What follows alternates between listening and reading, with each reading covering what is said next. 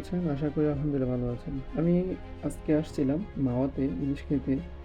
তো যে বর্তমান যে পরিস্থিতি, আমি মাওয়া থেকে এখন বাসায় ফেরার পথে। তো এই পরিস্থিতিতে যাওয়ার সময় বোঝাই যায়নি যে পরবর্তী টাইমে কী হতে পারে। যাওয়ার সময় এত সুন্দর একটা ওয়েদার ছিল, না কুয়াশা, একদম রাস্তা একদম ফ্রেশ ক্লিয়ারলি দেখা যাচ্ছিল। খুব আরামসে যাচ্ছিলাম। একদম স্লোলি গাড়ি চালায়ে যাচ্ছিলাম। কোনো সমস্যা হচ্ছিল না। কিন্তু ওই জায়গায় যাওয়ার পরে যখন এখন তো বাজে প্রায় 10:30টার মতো। তো আপনি দেখতে পাচ্ছেন যে এটা হচ্ছে আমার যাওয়ার ভিডিও, যেটা দেখতে পাচ্ছেন বর্তমানে। তো এই ভিডিওতে বোঝাই যাচ্ছে না যে এখনের ওয়েদারটা কেমন। মনে হচ্ছে যে একদম স্বাভাবিক, কোনো কুয়াশা নাই, রাস্তাঘাটে কোনো সমস্যা নাই। একদম ইজিলি বাইক চালায় যেতে পারছি। কোনো সমস্যা হচ্ছে না। কিন্তু কিন্তু এখন যখন বাসায় ব্যাক করতেছি, দেখেন রাস্তার পরিস্থিতিটা কতটাই খারাপ। মানে একদম সামনে কিচ্ছু দেখা যাচ্ছে না। একটা শুধু রাস্তার যে সাদা যে মার্কিংগুলো থাকে তার উপর ভিত্তি করে বাইক চালানো হচ্ছে। আর সামনের যে আরেকটা গাড়ি ছিল সেটাও, মানে সেটার মাপটা বোঝা যাচ্ছে না সে কতটুকু দূরে আছে বা কাছে আসছে। মানে স্পিড যদি বেশি বাড়ায় যায় তাহলে দেখা যাচ্ছে তাকে নিয়ে তার পিছনে লেগে যাবে। আবার যদি স্লোলি গাড়ি চালায় তাহলে মনে হচ্ছে পিছন থেকে আমাকে মেরে দিবে। এমন একটা পরিস্থিতিতে আমার ওই জায়গায় বাইক চালানো হচ্ছিল। কিন্তু দেখেন, আর যাওয়ার সময় পরিস্থিতি দেখে একদম মনে হচ্ছিল না যে এরকম একটা আমি জিনিস ফেস করবো, তাহলে হয়তো আমি আসতামই না। কিন্তু তারপর একটা ব্যাপার হচ্ছে যে এই যাওয়ার স্বাভাবিক পরিস্থিতি আর হচ্ছে আহ, আসার যে পরিস্থিতিটা, দুইটাই ভিন্ন। কিন্তু এই এই জায়গা থেকে আপনি দুইটা জিনিসই আমার একটা এক্সপিরিয়েন্স হয়ে গেছে যে আমি কখনো যদি এরকম, মানে এরকম সিচুয়েশনটা ফেস করাটা অস্বাভাবিক কিছু না, স্বাভাবিকই। শীতের দিনে আপনি যে সবসময় যে একই রকম ওয়েদার পাবেন, বা বর্ষাকালে আপনি সবসময় যেন একই রকম ওয়েদার পাবেন, এটা কিন্তু ভুল। বৃষ্টি, রোদ, গরম, কুয়াশা এরকম থাকবেই। তো এটা আপনাকে মানায় তারপরে হচ্ছে বাইক চালাতে হবে। যদি আপনি শুধু ওইটা বাইকের ক্ষেত্রে না, যে কোনো গাড়ির ক্ষেত্রেই আপনি এই ধরনের ফেসগুলো করতে পারেন। তো আমি মনে করি যে আসলে আহ, একজন ড্রাইভার হিসাবে সে যে কোনো গাড়ি চালাক না কেন, তাকে সবগুলা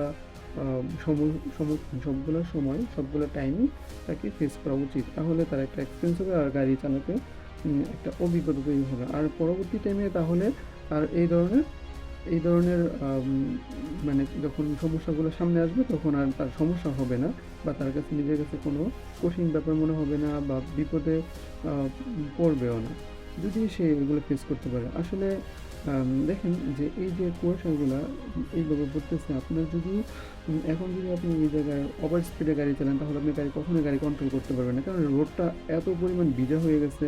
মনে হচ্ছে আসলে কুয়াশা না, এটা একদম বৃষ্টি পড়তেছে, শরীর মানে গা বেয়ে পানি পড়তেছিল। তারপর হচ্ছে এদিকে অন্যান্য গাড়িগুলো স্পিডে আসতেছিল, বা সামনের গাড়িগুলা দেখা যাচ্ছে যে কিছু ট্রাক যেতেছে, বুঝাইতেছে না সেটা ট্রাক না অন্য কিছু।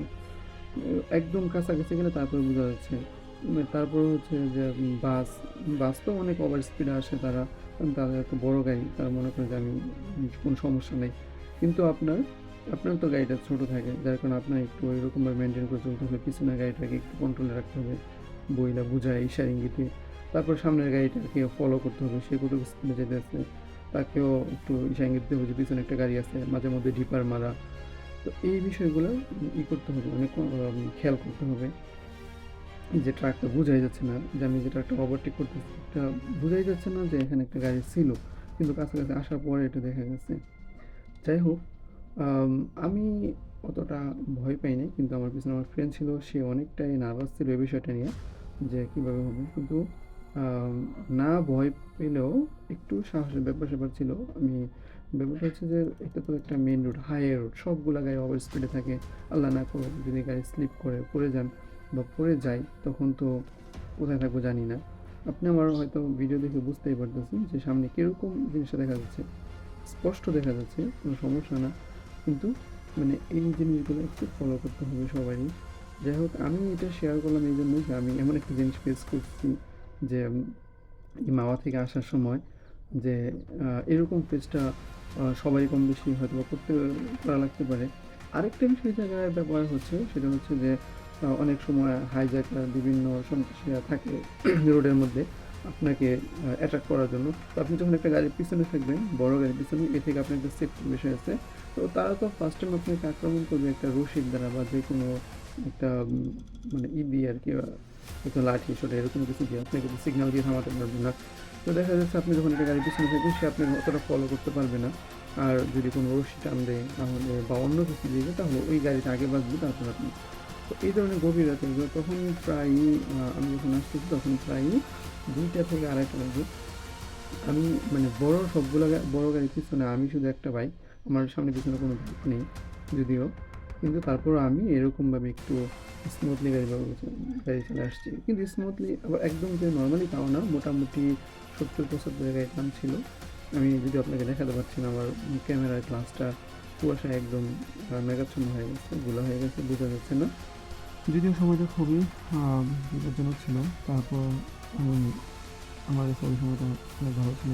আমরা জানি যে কোনো খারাপ মুহূর্তের পরে সেটা ভালোই কিছু আশা করা যায়।